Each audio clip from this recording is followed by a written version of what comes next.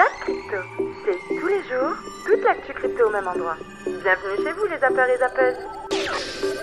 L'activité des baleines qui revient aussi, c'est la deuxième news ce matin et ça aussi, ça fait plaisir. Rappelez-vous, j'ai passé tout l'été à vous envoyer des analyses on-chain qui montraient attention, ça pue, les baleines distribuent, ça pue, on a des divergences weekly, ça pue, plein de choses. Plein de petites lumières rouges qui s'allumaient, ça n'a pas loupé, boum, il a des Santada. Maintenant, je suis là pour vous montrer quand les petites lumières vont s'allumer, lumière verte cette fois, et il y a des petites lumières vertes qui s'allument. Les baleines maintenant recommencent à accumuler, c'est normal, on est dans la zone d'extrême peur et on est dans une zone de capitulation assez forte, digne pas loin d'un bear market si tu veux là. Bon. Et ça nous vient de la plateforme d'intelligence on-chain qui s'appelle Sentiment, qui nous dit qu'avec le Bitcoin qui a chuté sous les 90 000 $, qui est la première fois depuis 7 mois, eh bien, ils ont recensé plus de 102 000, c'est cette semaine, 102 000 transactions de gros investisseurs dépassant 100 000 $ et 29 000 transactions supérieures à 1 million de $. Et donc, il nous dit Sentiment, cette semaine a de fortes chances d'être la semaine la plus active pour les baleines en 2025, on parle d'accumulation, compte tenu du fait que leur déplacement passe progressivement du déversement à l'accumulation. Et oui, donc c'est pas d'un coup, c'est pas ça y est, le bottom il est là, on part tout le monde, bon peut-être que oui, mais bon, ça n'en sait rien, ça prend du temps à faire un bottom, je vous le dis toujours. Par contre, les baleines reprennent l'accumulation tout doucement, elles ont fini de lâcher, depuis les 126 000 $, elles lâchent, et là elles reprennent l'accumulation, c'est tout à fait normal. Je n'ai pas un bon sentiment pour l'année 2026. Maintenant, je peux me tromper, notamment du côté des cryptoactifs, et je serai très heureux de le constater avec vous. Donc, je vous ai posé ça dans les 6 prochains mois. 170 000 $, où on va revisiter les 50 000 $. C'est à peu près le consensus, et c'est plutôt un bon consensus d'aller chercher ces 50 000 $. Vous voyez quoi? Rallye 170 000 $, on passe enfin sous la neutralité, donc... peut-être qu'on n'aurait pas été sous la neutralité si j'avais pas mis trois réponses, mais que 2 réponses. On serait peut-être à 60-40, ou peut-être 13 à 70-30, je n'en ai pas la moindre idée. 30%, retour sur les 50 000, et rien, un petit rebond, et je sors. Donc, je me positionne dans les 3. Si j'attends rien, moi, je suis en fait fatigué. J'en ai marre de ce marché. Ok, Hermès, avec la messe de la cyclicité. Bon, grosso modo, ce que tout nous dépeint, c'est pas forcément très positif. Et si on est un minimum rationnel, il va pas falloir être all-in à ce moment-là. Donc, actuellement, si vous n'attendez rien et que vous attendez un petit rebond pour sortir, si vous n'avez pas entre 20 et 30% de cash, vous êtes surexposé. Je vous le dis, vous êtes surexposé. Il faut actuellement, si vous attendez rien de ce marché et que vous en avez tout simplement marre, puisque vous n'avez pas réussi à profiter de la volatilité très sélective, malheureusement, depuis 2024, ou que vous aurez été arrivé un peu plus tard, si vous n'avez pas entre 20 et 30% de cash, je peux vous garantir que si on décroche sous les 50 000 $, vous allez capituler tout au long de la descente, parce que ce sera juste intenable émotionnellement. Retour à 50 000 $, à ce moment-là, on peut s'inscrire dans cette logique-là, vous êtes 30% à le penser, et vous avez donc au moins 50% de cash. Si vous n'avez pas 50% de cash, vous êtes surexposé et surpondéré. Il faut franchement, si vous pensez qu'on va chercher les 50 000 $ tout au long de l'année 2026, il faut au minimum que vous ayez 50% de cash. Rallye vers les 170 000 $, je vous parle. Donc ici, une forme de majorité, vous êtes all-in. Ne vous le cachez pas, hein. Je vous le dis que si vous pensez qu'on va à 170 000 $, vous êtes all-in sur ce marché, donc vous serez les premiers à capitaliser. Alors aujourd'hui, petite vidéo particulière. On va pas faire de news, on va juste parler un petit peu mindset. Voilà, j'ai aucune prétention, vous savez bien, je m'estime pas comme un influenceur, vendeur de marchand de tapis. Moi, je suis juste là, je suis juste un gars comme toi qui kiffe juste grave la crypto, qui l'a découverte en 2016, début 2016, qui a investi dans le Bitcoin en 2016, quand le Bitcoin était à 400 $, qui a tout perdu. Voilà, faut être humble, faut le dire, j'ai tout perdu. Et pourtant, j'ai vendu une BMW série E de 17 000 € pour acheter du Bitcoin à 400 $. Donc, quand j'ai dit que j'ai tout perdu, j'ai tout perdu. Mais bon, voilà, c'est comme ça. J'en ai tiré des leçons. En 2021, rebelote, j'ai retour perdu quand il y a eu le crash du Covid, parce que j'ai aussi voulu être greedy. Et je pense que de ces 8 dernières années, la crypto-monnaie m'a apporté des joies, m'a apporté des tristesses, m'a apporté du bonheur. Grâce à elle, j'ai ma maison. Grâce à elle, je me sens plus intelligent. J'ai appris énormément de choses. Je voudrais remercier Satoshi Nakamoto pour tout ce qu'il fait. Enfin, pour tout ce qu'il a fait, surtout pour pour l'assemblage de toutes les briques le précédent vers ce qu'on connaît, la blockchain et les crypto-monnaies. parce que ça a été pour moi une révélation, ça a été quelque chose de vraiment, voilà, ça m'a vraiment transcendé. Et je fais cette vidéo parce que sur Twitter, je vois beaucoup de personnes bien déprimées, ou alors des pseudo-influenceurs qui disent ouais, c'est qu'un rebond, machin, ça va aller, n'hésite pas de venir sur mon Telegram, tu auras des signaux comme il faut. Enfin, voilà quoi. Moi, tout ça, je vous avoue que j'en suis très loin parce que j'aurais pu gagner de l'argent aussi, comme la plupart des influenceurs, enfin, que j'estime ne pas être, parce qu'on m'a proposé plein de fois, plein de choses. J'ai toujours refusé parce que moi, j'ai un travail et ceci n'est qu'une passion. Et vivre de cette passion, malheureusement, il faut que tu deviennes un bandeau publicitaire, il faut que tu vendes tes fesses pour pouvoir en vivre correctement. Donc, c'est compliqué. Moi, je dis toujours qu'un trader qui te vend une formation, c'est qu'il n'est pas totalement rentable. Ok, peut-être, il peut peut-être être rentable, mais il n'a pas le temps de former d'autres. Hein. Enfin, je sais ce que je pense. Maintenant, je peux me tromper. Un YouTuber qui dit, vas-y, achète ça et qui a je ne sais pas combien de followers, il sait bien que les gens vont acheter. Il sait bien que ça va pumper. Il sait bien que c'est lui qui va revendre ce qu'on lui a donné pour dire d'acheter ça. Et il sait bien qu'il va se faire de la thune. Donc, bro, prends du recul. Prends du recul. Prends du recul. Et alors, aujourd'hui, regarde un petit peu CoinMarketCap, Bitcoin, 88 788 $. Ouh, ça fait mal, ça pique. T'es triste peut-être, tu te pleures peut-être, tu te dis c'est la fin des crypto-monnaies. Tu sais combien de fois je l'ai entendu celle-là? C'est la fin des crypto-monnaies. Non, c'est pas la fin des crypto-monnaies. C'est tout simplement les institutionnels qui vendent de l'ETF et qui se font du pognon parce qu'ils ont acheté bas, maintenant ils revendent. On va revenir sur cette enquête de blanchiment à l'initiative d'un consortium international de journalistes. Ça a beaucoup agacé Alexandre Stachenko. Pas tant que ça. Non, ça m'a pas... Enfin... Bon, d'accord, ça m'a agacé. Non, c'est pas tant le sujet de l'enquête. C'est-à-dire que le sujet de l'enquête, il y a du blanchiment dans les cryptos, oui, il y en a, puis il y en a ailleurs, etc. C'est pas une nouveauté. En revanche, moi, ce qui m'a chafouiné, c'est plutôt l'angle qui a été pris. Comme on sait, dans les médias, l'angle fait quand même pas mal de choses. Et là, on a un angle qui n'est pas contextualisant. C'est-à-dire que l'enquête a été publiée de façon quasi sensationnaliste. C'est-à-dire, oh là là, regardez, des milliards, des dizaines de milliards de blanchiment, mais c'est quoi ce scandale, etc. Alors qu'un travail jusqu'au bout aurait exigé de dire, OK, contextualisons. Tant de blanchiment, c'est combien dans la finance traditionnelle, à quelles échelles, etc. Donc, déjà, numéro 1, les chiffres annoncés, en fait, on n'est pas surpris. C'est les chiffres que dit Chainalysis depuis à peu près 3-4 ans. Chainalysis disait entre 20 et 40 milliards. Là, de mémoire, on est à 25, quelque chose comme ça, milliards de blanchiment. OK, on le savait, en gros. Donc, rien de nouveau. Deuxième chose, c'est que il y a blanchiment et blanchiment. Blanchiment sur de la fraude fait vis-à-vis des particuliers, c'est pas la même chose que blanchiment issu du terrorisme ou du narcotrafic ou de la traite d'êtres humains. Et on est évidemment plutôt dans le premier cas, dans ce qui concerne les cryptos. Mais la dernière chose qui me chafouine, c'est celle que j'ai mentionnée, c'est que en fait, 20 milliards ou 25 milliards, je veux dire, le scandale d'il y a quelques années sur juste Danske Bank en Estonie, c'était 200 200 milliards. Justement, on est à quel pourcentage concernant Alors ça, les cryptos? je veux bien répondre. Attendez. C'est un pourcentage minime, c'est infime. Dans les flux, alors le problème, c'est qu'on compare des stocks et des flux. Mais c'est moins de 0,2% des volumes en fait, qui concernent des activités illicites. Et dans l'activité illicite, c'est surtout des scams, en fait. Oui, exactement. Donc, c'est une comparaison juste conclue parce que je vois à peu près où est-ce qu'il va aller, mais je ne suis pas en train ni de minimiser, c'est pas bien le blanchiment, évidemment, ni de dire la finance traditionnelle est un mauvais élève. Je suis en train de dire que ça me va très bien qu'il y ait des enquêtes là-dessus. C'est le principe du journalisme, d'aller enquêter sur ce genre de choses. Ce qui m'embête, c'est qu'il n'y a pas eu la contextualisation de dire ça représente quoi par rapport à ailleurs, parce que ça laisse sous-entendre au lecteur que c'est très grave, plus grave ce qui se passe dans la crypto, alors que dans la réalité, en pourcentage, c'est plus faible. Jusqu'ici, j'ai parlé du libertarianisme américain, mais ce problème commence à se présenter aussi chez les libéraux et les libertariens français. J'ai récemment émis l'idée que, comme leurs homologues qui ont rejoint Trump ou Bolsonaro, une partie des libéraux et des libertariens attendent juste que Marion Maréchal remplace la rhétorique antilibérale de sa tante par un discours pro-business pour se jeter dans les bras du Rassemblement national. Tous les gens qui m'ont répondu étaient d'accord. Et que dire de plus que bon instinct? Que dire de plus que bon instinct, monsieur Salvador? C'est exactement ce qui s'est passé. C'est exactement... Alors, c'est pas, ça n'a pas été le Rassemblement national, ça a été Reconquête. Donc Reconquête qui est très liée à Marion Maréchal, hein, qui en a été la candidate avant d'en partir. Mais là, actuellement, les forces au RN, ils sont vraiment tiraillés. Le RN est à deux doigts de faire sa mue libérale, parce qu'il voit que c'est ça qui fonctionne actuellement. 10 millions de transactions par seconde, oui, c'est ce qui vient d'être annoncé pour Ethereum. C'est une mise à jour majeure qui se prépare, qui porte le nom de Lean Ethereum. Cela va mettre du temps à arriver, mais cette vision est juste incroyable. Elle change vraiment la donne pour le fonctionnement d'Ethereum.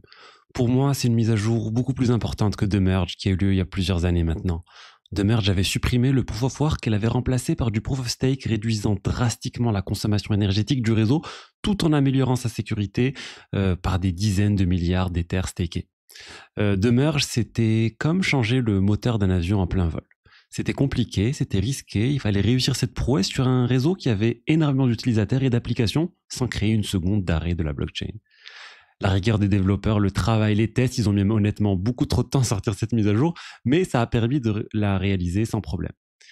Mais cette fois, honnêtement, avec Lean Ethereum, ça s'annonce beaucoup plus compliqué et beaucoup plus ambitieux. En fait, si The Merge c'était un changement de moteur, Lean Ethereum c'est vraiment autre chose. C'est comme si vous aviez un vieux train régional que vous vouliez transformer en un TGV futuriste sans jamais que le train s'arrête. Imaginez un train énorme rempli de millions de passagers qui roule depuis 2015, c'est Ethereum. Il roule bien, il avance doucement et au fil des années on lui a ajouté des wagons.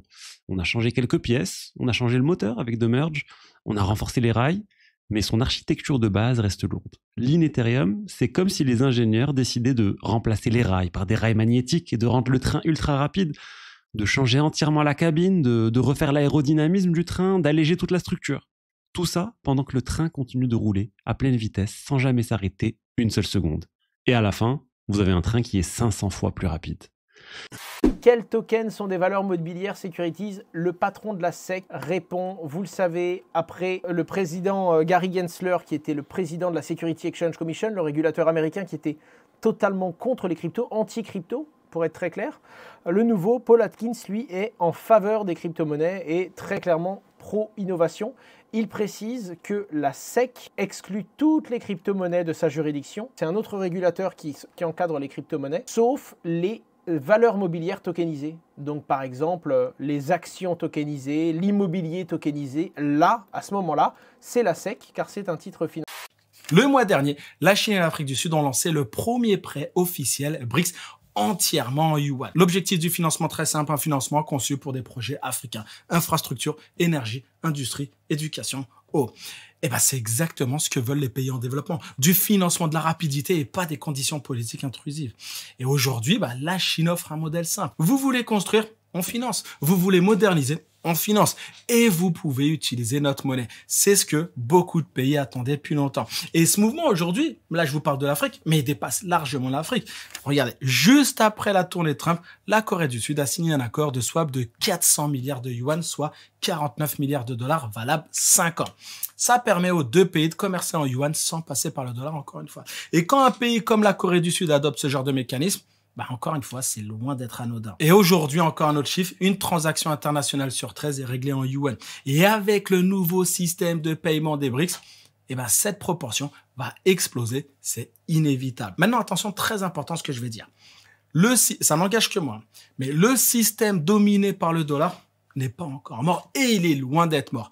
Mais il n'est plus seul. Pour la première fois depuis 8 décennies, une alternative crédible, puissante et largement adoptée existe. Et cette alternative, c'est le yuan soutenu par l'écosystème BRICS et par toute l'infrastructure financière que la Chine construit depuis 20 ans. Nous avons donc choisi un sondage de l'Institut Odoxa pour la Fondation IFRAP qui date de septembre sur les préoccupations des Français vis-à-vis de la dette. On voit dans ce sondage que 77% des Français sont inquiets devant l'ampleur de la dette. Et si on regarde plus en détail, ce sont 6 Français sur 10 qui pensent même que notre dette publique fait de la France un pays proche de la faillite. Et 82% de Français souhaitent une baisse des dépenses publiques plutôt que de voir augmenter leurs impôts. Si on devait se baser sur les dires de la Fed, et là je ne parle pas d'un QE déguisé parce qu'on parle beaucoup en ce moment, oui mais ils feront un QE mais ça va pas forcément être un QE, c'est un QE déguisé pour leur dette et pour ci et pour ça et pour la liquidité interbancaire. Si on se fie aux paroles de la Fed, un vrai QE, ça n'arriverait même pas avant 2027. Si on écoute bien la Fed, parce que je rappelle que la Fed se projette à peu près en fin 2026 sur des taux d'intérêt autour des 3%, et en 2027 autour des 2%, quelque chose comme ça. Jérôme Powell a dit que la Fed ne relancera pas de QE tant que les taux d'intérêt ne seront pas proche de 0 ou à 0. On va faire très simple, hein. Hier soir, Nvidia, c'était tout simplement indécent, encore une fois. Entre la clôture de mardi et l'ouverture de cet après-midi, la plus grosse capitalisation boursière du monde aura récupéré quasiment 8%. Elle n'est pas encore au plus haut de tous les temps, mais entre les analystes qui vont pagayer pour revoir leurs attentes à la hausse et ceux qui étaient au bord de la panique encore hier matin, ça ne devrait plus tarder. Et puis d'ailleurs, au milieu de tout ça, Morgan Stanley vient de nous sortir une étude assez surprenante. Les méga-caps technologiques, et les vrais, les mastodontes, sont aujourd'hui moins détenus par les fonds actifs qu'à n'importe quel moment depuis 16 ans. Dit comme ça, on pourrait croire à un signe de faiblesse, sauf que c'est exactement l'inverse. Il faut savoir que quand les gérants sont sous-exposés à un groupe d'actions aussi dominant, ces mêmes actions ont tendance à être tirées mécaniquement vers le haut, simplement parce que tout le monde finit par devoir en racheter pour pas être à la traîne. Et dans le peloton de tête des actions pas assez possédées, pas assez détenues, on retrouve une brochette assez incroyable et en numéro 1, on a Nvidia, suivi par Apple, Microsoft, Amazon et Broadcom. En clair, les titres les plus importants du marché sont justement ceux où les fonds sont le plus en retard, ce qui pourrait être un carburant explosif pour la suite, surtout après les chiffres d'hier soir. Pendant ce temps, à l'autre extrémité du spectre, certaines valeurs tech en difficulté, Intuit, Salesforce, Adobe, Dell sont au contraire surdétenues alors qu'elles affichent des performances franchement discutables et qu'elles sont perçues comme des perdantes de l'intelligence artificielle. Résultat, le marché est complètement déséquilibré, les gagnants structurels de l'IA sont sous-détenus, les retardataires sont surdétenus et pour Morgan Stanley, c'est typiquement le genre de configuration qui annonce une prochaine jambe haussière sur la tech. Autant vous dire qu'entre hier matin où nous étions au bord de l'apoplexie financière et que tout le monde cherchait un parachute par tous les moyens, et aujourd'hui, eh bien c'est plus le même monde du tout et ça risque de durer un peu à moins que les chiffres de l'emploi de tout à l'heure viennent nous casser les reins. Oui, je sais. Le Bitcoin, tout simplement, je vous ai tout simplement ici ciblé tous les supports et résistances. Donc tout ce qui faisait office de support devient de résistance. Ça a commencé un petit peu à chouigner clairement de mon côté quand on a cassé les 108 000, 106 000 $. Et ça a été donc très polarisé. Maintenant, on est parti chercher un premier point de support aux alentours des 100 000 à peu près. Et on a cassé les trendlines. Je ne vous les ai pas représentés, c'est pas très important, mais grosso modo, on est passé d'un doute à des certitudes. Et cette certitude, on se retrouve donc sur un support. Et c'est allé en ligne droite. Donc évidemment, c'est toujours très difficile puisque l'argent se trouve ici, les longues se trouvent ici, et on va chercher des déséquilibres de marché, on va chercher des points de SSA, potentiellement des Kijun Tenkan sur des grandes time frames. Bon, grosso modo, c'est 92 000 $, ce sont des points de confluence. Et il faut que ça réagisse, il faut surtout que ça tienne. Alors bien sûr, on aime quand ça réagit très vite. Il semblerait que ça ne veuille pas réagir très vite.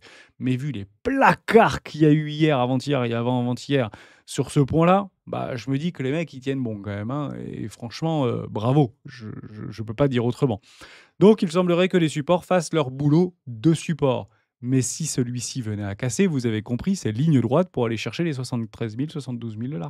J'ai pas lu en détail tout ce qu'ils avaient, tous les articles qui sont sortis et tout, mais en gros, ils ont sorti leur tout dernier modèle qui affiche des performances absolument colossales. Donc ça, peut-être si vous voyez pas, je peux zoomer un peu. En gros, c'est un espèce de tableau qui montre les performances de leur dernier modèle, Gemini 3 Pro, sur tout un tas de benchmarks. Ouais, il y en a vraiment beaucoup. Là, chaque ligne, c'est un benchmark. En se comparant avec Claude Sonnet 4.5, donc le dernier modèle de Anthropic, et GPT 5.1, le dernier modèle de OpenAI. Et on peut voir que Gemini 3 Pro leur met une vitesse sur à peu près tout. Si ce n'est tout, là j'ai l'impression que c'est tout. Donc voilà, ça reste des benchmarks, mais ça veut quand même dire... ça donne quand même un gros signal. Ça me fait penser, on avait fait un live il y a plusieurs mois, pareil, quand Google avait commencé à sortir tous leurs produits IA. Google, maintenant, ouais, c'est un concurrent très très sérieux. Ils sont peut-être repassés devant OpenAI. Surtout que dernièrement, je sais pas si vous utilisez, à quel point vous utilisez ChatGPT, mais moi, ça fait quelques jours, voire quelques semaines, que je trouve que les réponses qu'ils me procurent sont vraiment de moins bonne qualité que, genre, quand ils ont lancé GPT-5, c'était vraiment sympa. Et puis là, ça fait plusieurs jours, mais parfois il est vraiment à côté de la plaque dans les réponses, des réponses incomplètes ou des réponses il se contredit un message sur deux. Enfin vraiment, j'étais très très déçu dernièrement de la qualité de ChatGPT. Donc écoutez, je pense que demain je vais tester ça et puis si je suis satisfait des réponses, il y a moyen que je switch, hein, parce que là, je commençais vraiment à en avoir marre. tu n'es pas rassasié, retrouve à gauche le Zap Crypto de la veille et à droite le Zap Crypto de l'année dernière, jour pour jour. Tu as trouvé une ou plusieurs actus intéressantes? Fais-le moi savoir en commentaire.